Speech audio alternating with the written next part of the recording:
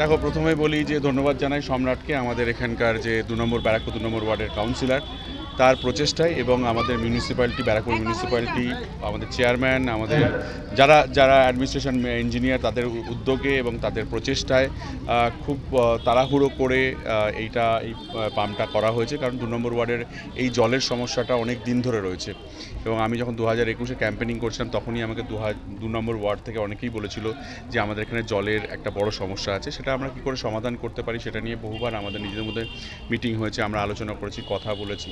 But এটা সমস্যার সমাধান হলো আজকে এতদিন পরে, এবং আগামী দিন আরও সমস্যা, যে সমস্যাগুলো 2 নম্বর ওয়ার্ডে আছে সেগুলো সমাধান হবে। তার সঙ্গে আরও একটা জিনিস আজকে অ্যাডিশন হয়েছে, সেটা জল ছত্র, যেটা আমাদের ব্যারাকপুর মিউনিসিপ্যালিটির তরফ থেকে যেটা করা হয়েছে 24টা ওয়ার্ডে, কোথাও কোথাও 2টো করেও করা হয়েছে, যে একটা করে ওয়াটার এটিএম করা হয়েছে, যে রাস্তায় পথ চলতি মানুষ যারা যদি জল পিপাসা পায় তারা ঠান্ডা বা নর্মাল ওয়াটার পাবে আর কি, সেটাও কিন্তু আজকে ওপেন করা হলো আর কি।